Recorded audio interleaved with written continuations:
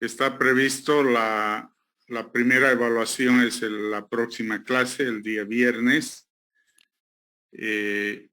Por tanto, habíamos programado que esta clase sea exclusivamente de ejercicios, algunos ejercicios que podamos hacer para que estén mejor preparados para la evaluación. Vamos a hacer ejercicios de ambas partes que va a tener la evaluación, una parte de cuestionario con preguntas teóricas que pueden ser de la parte de las clases y también de las exposiciones que han dado los diferentes grupos de la materia, y de la parte práctica con esos insumos que hemos visto tanto en la mecánica de suelos como en la mecánica de rocas, poder aplicarlos a ejercicios propios de la geotecnia, ¿no? Entonces, de eso se trata la evaluación. Entonces, vamos a hacer algunos ejercicios para que puedan tener idea del tipo de ejercicios que pueden existir en la evaluación. Vamos a partir de las cosas teóricas que espero que hayan vuelto a repasar las clases y que puedan haber visto nuevamente y si no lo han hecho lo tienen que hacer en este par de días que solo faltan para poder responder cualquier pregunta por cuestionario. Entonces vamos a ver algunas preguntas teóricas. Quisiera que participe todo el curso, que estamos anotando a los que participan en el curso y dan las respuestas a las preguntas que hay para que pueda servirles como un aporte a su calificación de la evaluación. No está reglamentado una parte sobre respuestas en clases, pero sí les vamos a dar un aporte de nota de los que participan en la clase. Entonces vamos a empezar con una primera pregunta para que un par de estudiantes, los primeros que puedan responder, respondan para que vayamos anotando.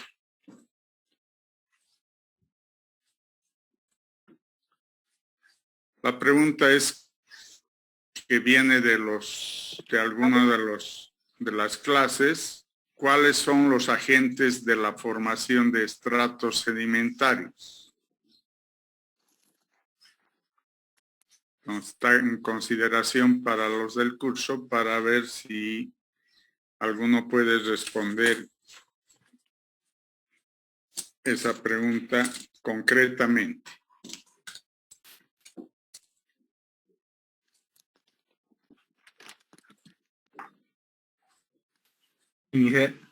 Adelante, Erwin.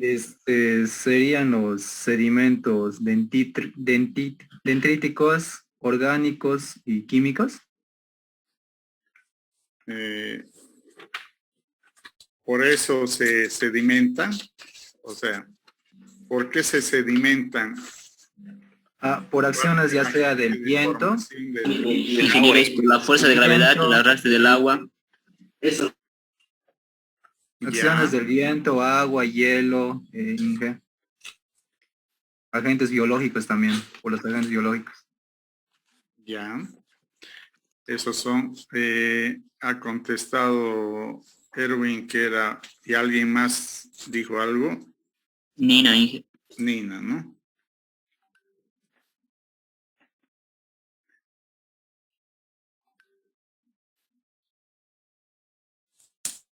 Vamos a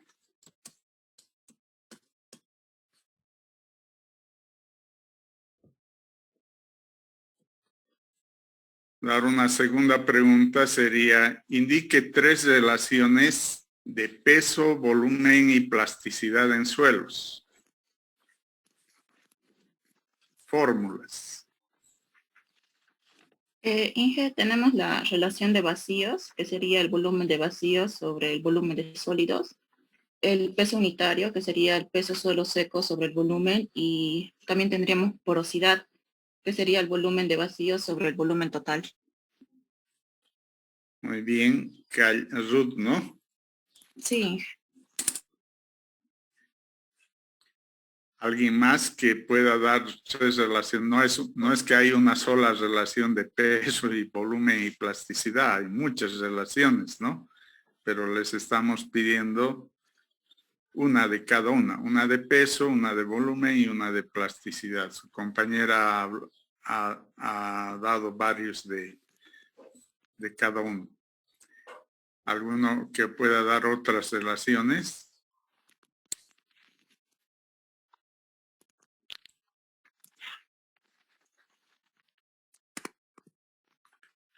Ahora, enseguida vamos a poner las respuestas que yo he puesto a estas preguntas, pero vamos a ir a una tercera primero. Inge, si le podría mencionar, digamos, el grado de saturación, que es el volumen del agua sobre el volumen de vacíos, y también la densidad superficialmente, la densidad del árido, que vendría a ser la masa del suelo seco sobre volumen. Ya, que eso ya lo dijo su compañera, pero ya es válido. ¿Quién es? Carlos, ¿no? Sí, ingeniero. Ya. Una tercera pregunta que tal vez les interesaría más a los que son de hidráulica. Indique 3 ensayos comunes que se realizan en el emplazamiento de una represa. Pero es para todos en realidad, pero los de hidráulica deberían estar más precisos en la respuesta. Inge, hay los de permeabilidad, ensayos de permeabilidad, granulometría que nos interesa y también de resistencia. Ya. Es Erwin también, ¿no? Sí, Inge. ¿Algún otro?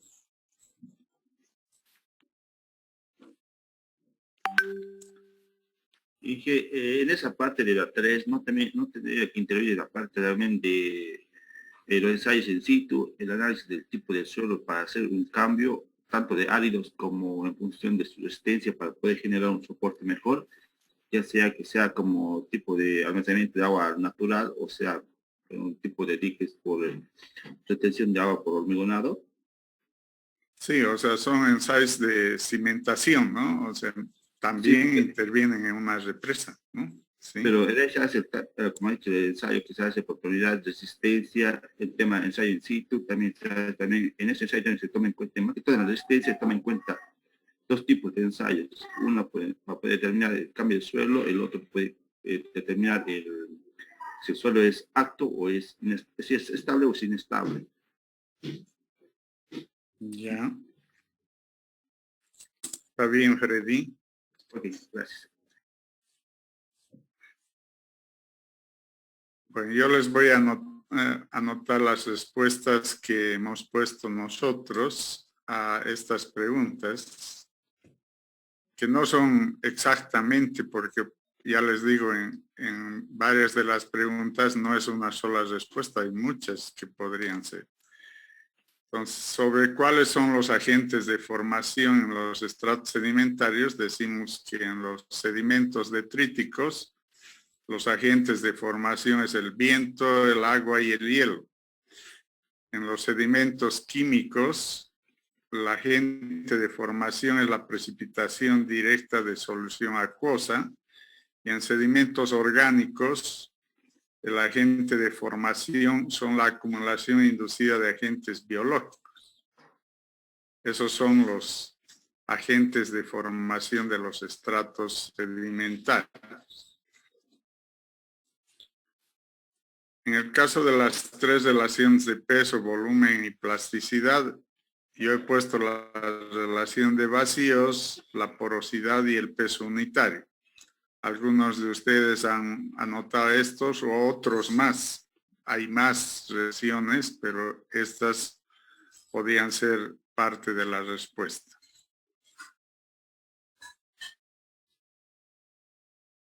Cuando hablamos del tercer punto, indique 3 ensayos comunes que se realizan en el emplazamiento de una represa. También hay varios ensayos, pero los he globalizado en ensayos de resistencia, de permeabilidad y de granulometría, que también algunos de sus compañeros se han referido a estos.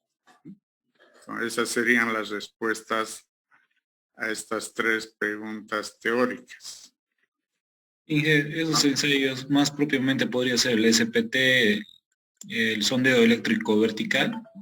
Sí, que son ensayos, el SPT es un ensayo de resistencia, ¿no?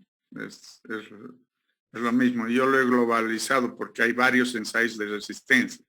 Placa de carga, CBR, ensayo de SPT, inclusive ensayos geofísicos, hay varios, ¿no? Pero yo los he puesto, pero no está mal decir que en vez de poner ensayo de resistencia, poner ensayo de SPT. Se está refiriendo a un ensayo de resistencia que se va a hacer para la cimentación de una represa.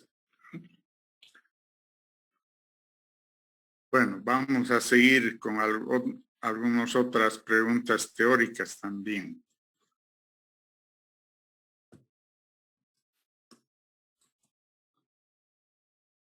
¿Cuánto es el rango en porcentaje del consumo de cemento con respecto al peso del suelo en la formación de suelo-cemento?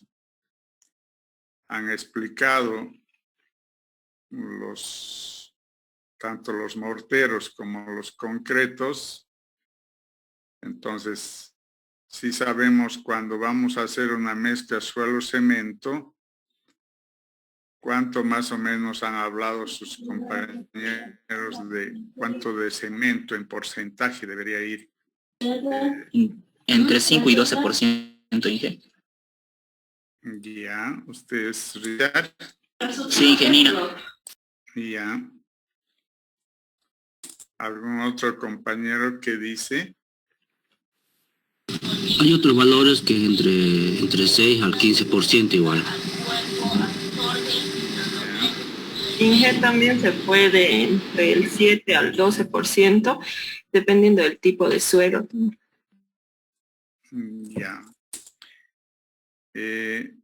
Nosotros vamos a corregir en función de lo que se ha dicho en el curso, en alguna de las exposiciones, ¿no? Y han hablado del 6 al 15%. Entonces, los que han dado respuesta es tanto Cuellar como Carrasana y Nina, o sea, están bien, no están dentro de ese rango, no se han salido del rango, ¿no? Hay muchas posibilidades para hacer suelo cemento, pero hay un rango grande que es de 6 a 15%. Más del 15% ya es hacer hormigón pobre, ¿no? Y menos del 6%, o sea, no tiene influencia de suelo cemento. Vamos a otra pregunta. Indique 3 elementos de una obra civil construidos con concreto hidráulico en obras hidráulicas y viales. A ver, ejemplos de elementos de una obra civil que se hace con concreto hidráulico en obras hidráulicas y en carreteras, no en estructuras, porque sería más sencillo en estructuras, ¿no? Inge sería canales de conducción, cimentaciones y presas de hormigón. Una vez. Ya. ¿Quién ha hablado?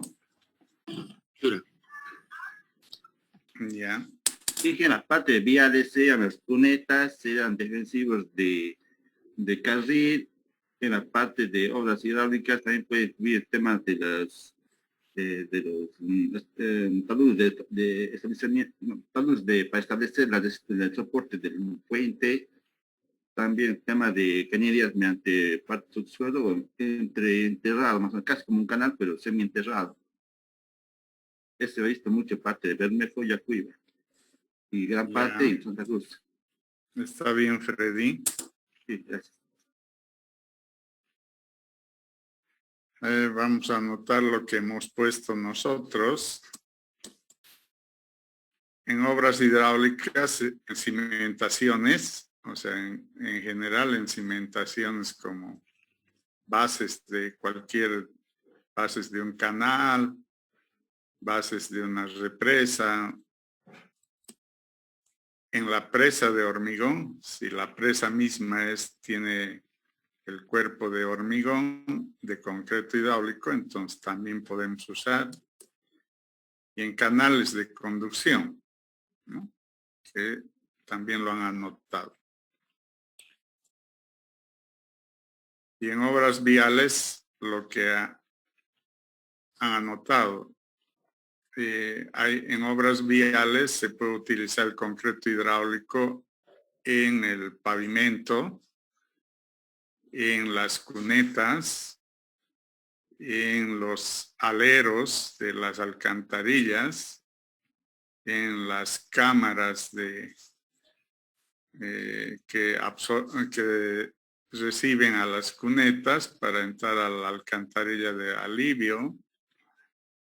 Hay varios elementos en los muros de contención, que también son elementos de obra civil. Una sexta pregunta, ¿qué parámetros se miden en la exploración geofísica por sondeos eléctricos y sondeos magnéticos? ¿Y con qué dispositivos? Esto tendrán que saber muy bien los que han dado esa exposición de exploración geofísica, y los que se acuerdan también pueden decirme qué es lo que mide un sondeo eléctrico y qué es lo que mide un sondeo magnético. ¿Con qué se mide? Nos los han dicho en la exposición. En los sondeos eléctricos se miden la diferencia de potencial, y en los magnéticos algunas anomalías magnéticas. Para los sondeos eléctricos puede ser el sondeo eléctrico vertical, y el otro sería un magnetómetro para los magnéticos. Correcto. Está bien, Edwin. ¿Alguien más? Ingeniero, el sondeo eléctrico se mide de manera vertical y se puede conocer la distribución de la resistividad del suelo. Ya, está bien, Richard. Bueno, a ver qué hemos puesto de respuesta nosotros. Lo que miden los sondeos eléctricos son los cambios de resistividad eléctrica medidas con un dispositivo de tetraelectródico, que es lo que nos han puesto en la exposición, que son los sondeos que se hacen con esos dispositivos. Y en el caso de las anomalías magnéticas, es lo que se mide en los sondeos magnéticos, las anomalías magnéticas que tienen los materiales. Cada tipo de material tiene una determinada característica, y su influencia en la medida del magnetrómetro es diferente.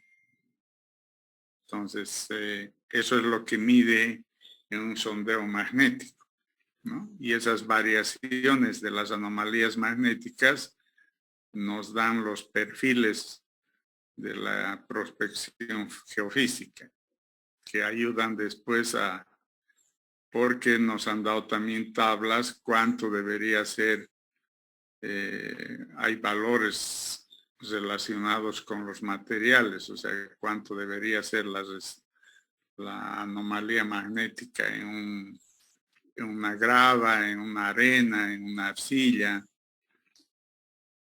y los cambios de resistividad eléctrica también, cómo se produce eso, pero por tipos de materiales. Eso es lo que medimos con los sondeos. Bueno, de ese tipo van a ser las preguntas en la evaluación. Entonces, era básicamente un ejemplo. Entonces, necesito que lean, repasen nuevamente todas las exposiciones, que si las tienen, y todas las clases, ¿no? Porque también he debido anotar cosas yo en las clases que necesito que sepan para esta materia. Ahora vamos a pasar a la parte práctica. Vamos a ver si podemos hacer unos 2 o 3 ejercicios. Primero vamos a ir al ejercicio que lo dejamos la anterior clase, ¿no? Que era hacer una mezcla de suelos. No sé quién ha hecho en su casa la mezcla para capa base. Yo lo hice, Inge, pero no me cumplían para 2 tipos de malla. A mí también, ingeniero, no le podía hacer cumplir 2 tipos de malla. Lo mismo, Inge. ¿Con qué malla han trabajado?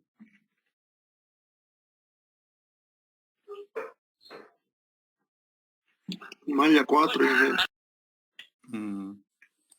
¿Y cuánto han hallado sus porcentajes para el suelo 1 y el suelo 2? La 10 y 40, Inge, no me cumplían a mí. Yo con porcentaje para el suelo 1, 0.78, Inge, y para el suelo 2, 0.22. Lo mismo, Inge, 0.78 y 0.22. Ya. ¿Alguno ha encontrado otros valores donde ha podido hacer entrar todo?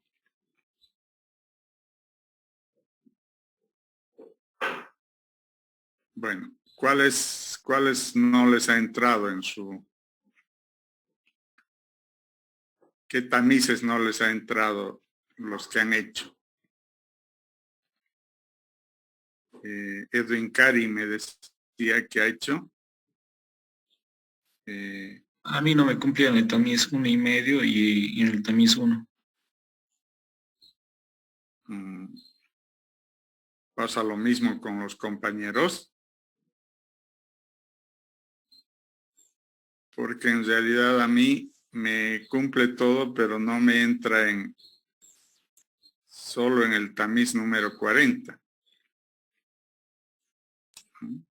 Inge, a mí en el tamiz de 1 pulgada y 3/4 pulgada no me entró. En esas dos. Ingeniero, a mí el tamiz número 10 ni el 40 no le pude hacer entrar. O sea,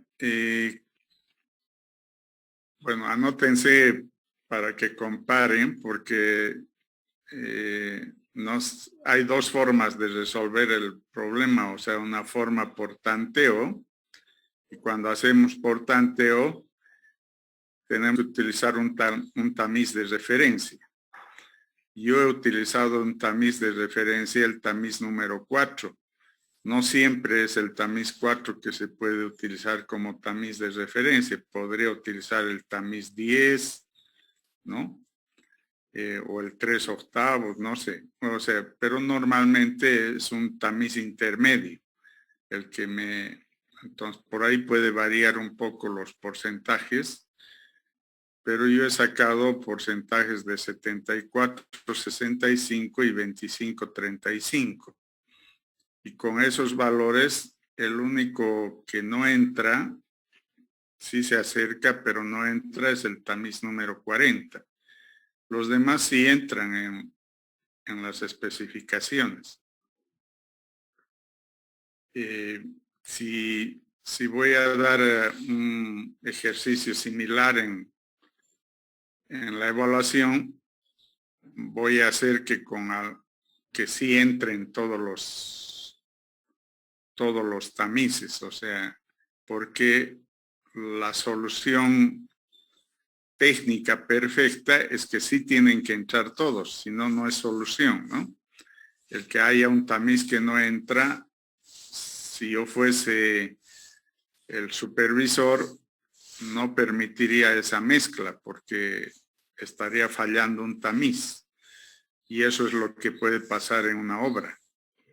Entonces tenemos que lograr hacer entrar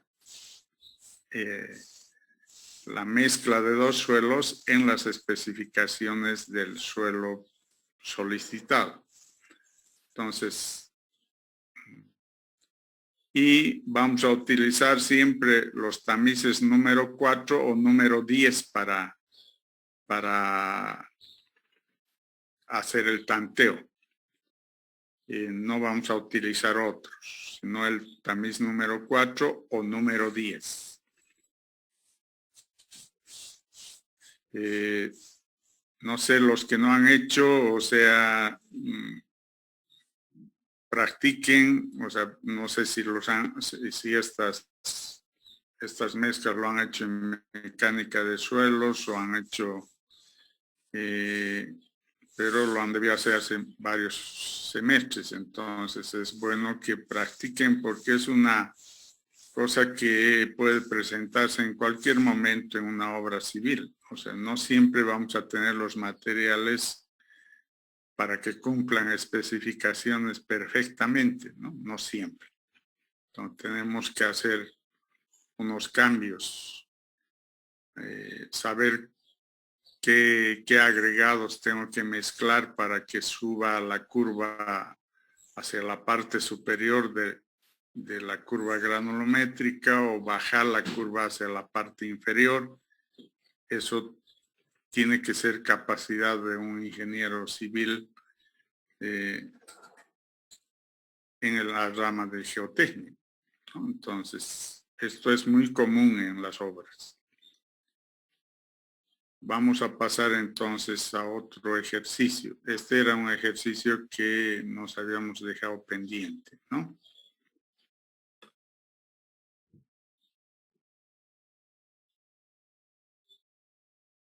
Un otro ejercicio, a ver,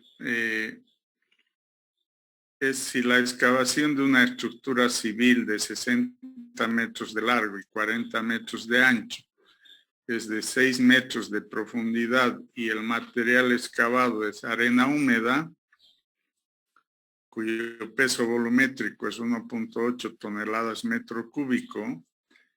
¿Cuál es la presión vertical reducida al remover el peso de la arena en un punto a 20 metros debajo de la superficie original del terreno y en una esquina?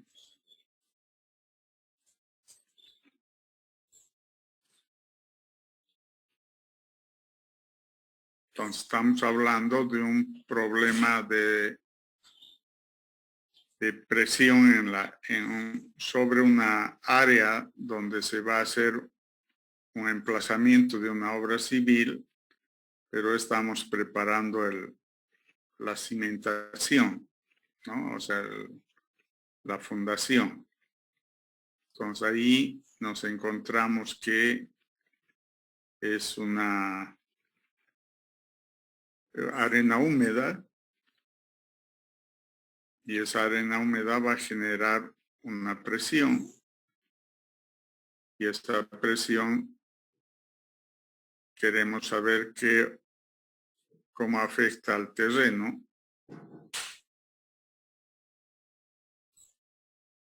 De manera que podamos,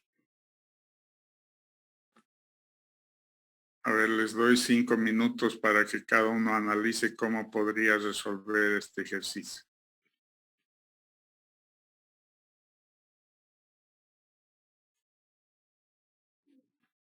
Hasta luego.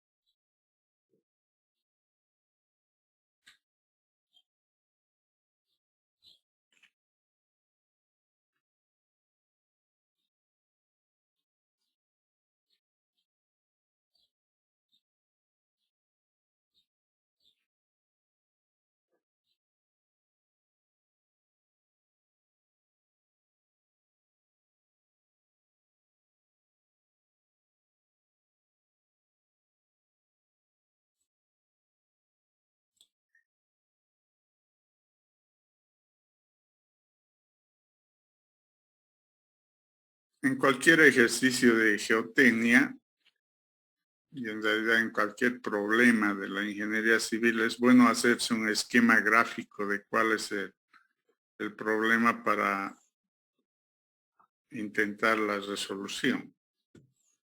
Entonces, en este también nos hacemos un esquema donde hay una capa de arena, hay una profundidad de 20 metros y hay los esfuerzos que se presentan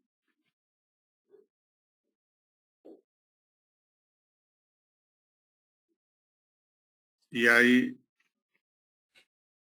la gráfica de Boussinesq, la que nos ayuda a sacar la incidencia del peso de un material húmedo, que en este caso es la arena húmeda, sobre la excavación.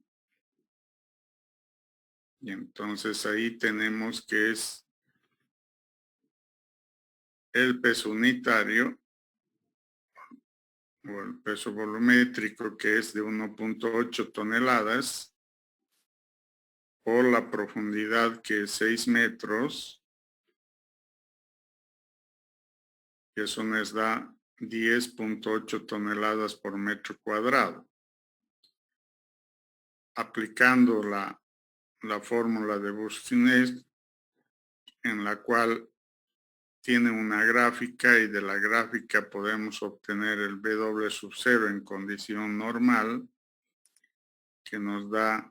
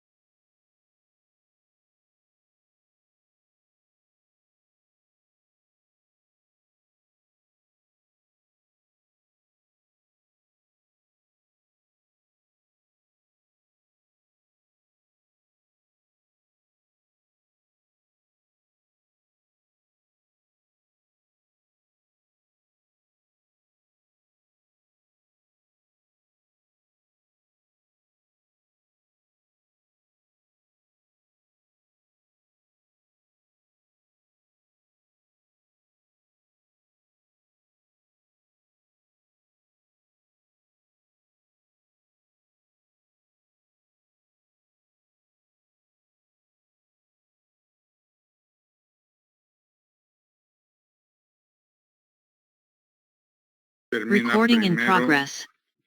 el valor de U, que es la presión ejercida por la capa, que es igual a 1 menos mu por sobre P. Tenemos ya todos los datos. Mu es la presión al final de la capa de arcilla y P es la profundidad. Y de ahí sale U, que multiplicamos por delta H, que ya habíamos calculado por el coeficiente, la presión y la altura. Y de esa manera sacamos el asentamiento, que va a ser de 0.04 metros o 4 centímetros, que se va a asentar esa capa de arcilla de 3 metros de profundidad por efecto de este terraplén.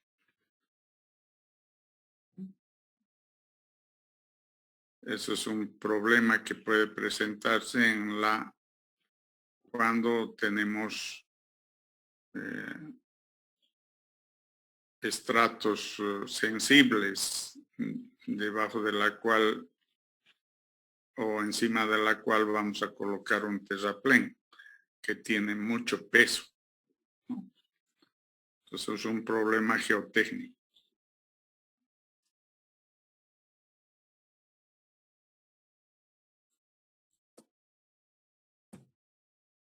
Vamos a otro ejercicio.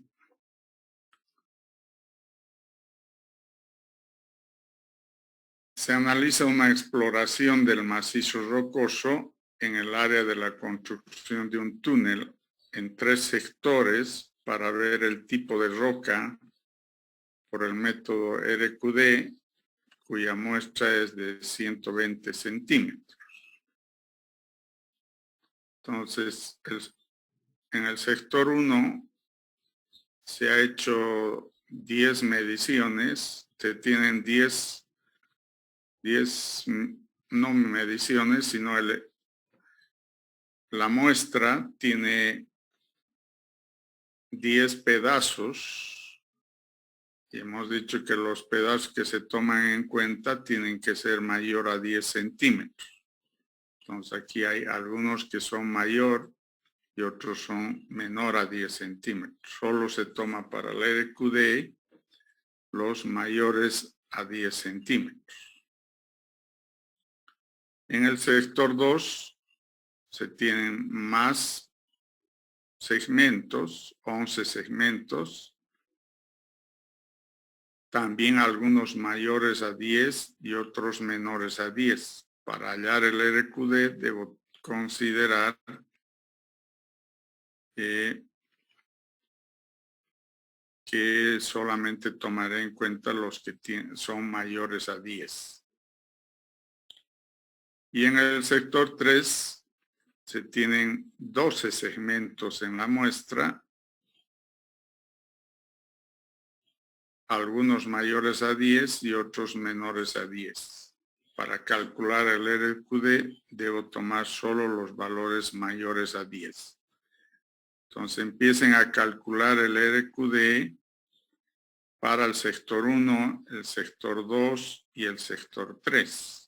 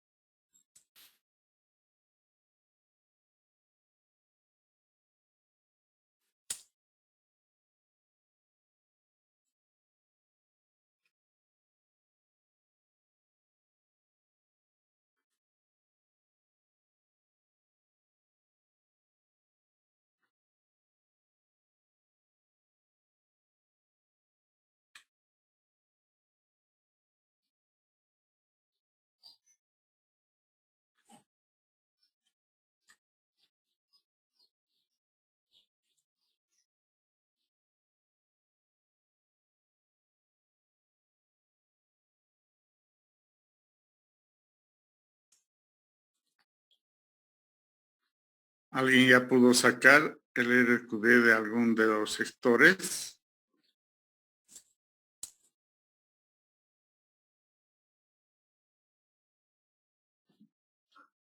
Inge, buen día. Del sector 1 me sale 78. Está bien, 78, ¿cuánto? O sea, o ese 78. 78,33, Inge. Ya está bien. Ese es su valor. Inge del sector Rueda, 2, ¿no? sale lo mismo. Sí, rueda, Inge, rueda, Marco. Inge Ya. del sector 2 sale lo mismo, 78,33. Alejandro, ¿no? Sí, Inge. El sector 3 sale 64, Inge.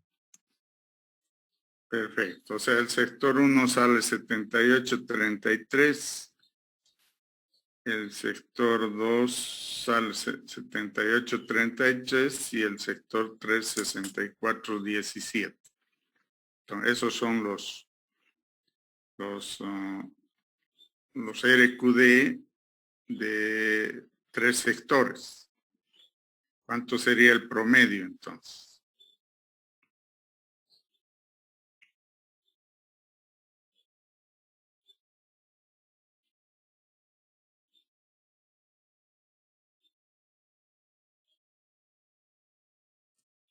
$73, 61, Inge. Ya, perfecto.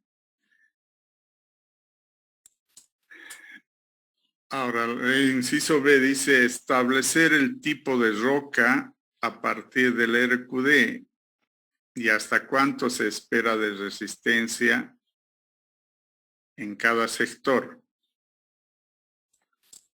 Entonces, si recuerdan, hemos hablado de alguna tabla donde relacionábamos el RQD con la resistencia. Ahora, con estos valores, si tienen a mano ese cuadro, entren para decir la resistencia esperada en el sector 1, en el sector 2, que va a ser la misma, y en el sector 3.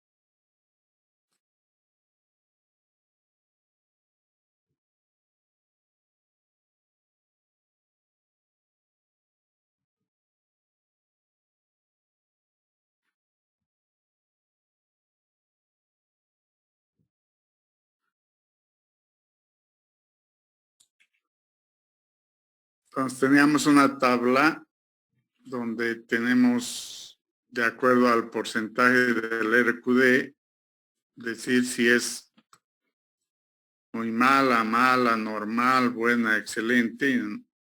Nos da entre 75 y 90 que es buena, el de 78, 33, y el de 64 estaría en normal, ¿no? Ahora, esa sería su clasificación en el RQD. Ahora, con ese RQD, una buena y una normal, ¿hasta cuánto de resistencia puede tener? Una normal va a tener entre 25 y 50, porque están en la media, y una de 78 tendrá entre 50 y 100 de resistencia. No sé si hemos puesto otro cuadro, no, solo este cuadro que nos habla de la resistencia. Entonces, para algún caso, entre 25 y 50, y para el siguiente, de 78 entre en la alta, ¿no? Esa sería la respuesta a esa pregunta. Bueno, más o menos ese tipo van a ser los ejercicios. Hay muchos ejercicios de geotecnia, o sea, muchos problemas en geotecnia. Si quieren estudiar unos más complejos, los van a encontrar también en el internet, pero la idea no es entrar a problemas muy complejos que no se presentan en la realidad. Más bien son a problemas que sí se van a presentar en la realidad cuando ustedes estén ejerciendo su profesión.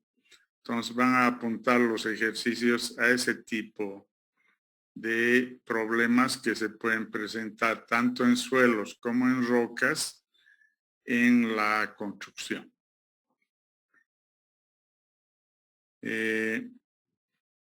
Ahí vamos a terminar. Yo tengo un compromiso a las 11:30, una reunión con la Secretaría Académica. Entonces les voy a dejar.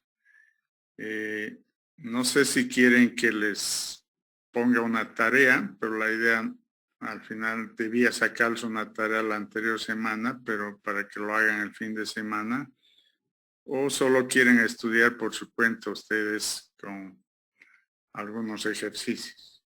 Si les doy tareas para presentarlo el día de la evaluación, pero si no, les dejo voluntariamente que ustedes hagan su investigación de problemas en el internet, que van a encontrar muchos, y además algunos que ya los han debido ver en mecánica de suelos, ¿no? Sí, sería bueno una tarea, si es por mi parte mía, ¿no? Sí, está bien. Ya, entonces hoy día les voy a sacar unos 5 ejercicios para que también les ayude a practicar para el día de la evaluación. ¿Ya? Entonces con eso terminaríamos esta clase. Por si acaso esta clase, aunque no las clases de ejercicios no las grabo, pero esta sí la he grabado y la voy a poner también en el Drive para que repasen un poco. Con eso terminaríamos esta clase y nos volvemos a encontrar ya para la evaluación, que es el día viernes a las 5 de la tarde, pero todos deben estar a las 10 minutos antes, deben estar previstos de una cámara para la evaluación. Entonces, todos van a estar con cámara prendida y va a tener un tiempo la evaluación dentro de nuestro horario. Entonces, vamos a explicar cómo va a ser el procedimiento antes de empezar el examen y luego vamos a proceder a tomarles el examen. ¿Ya? Eso sería todo. Hasta luego, hasta luego.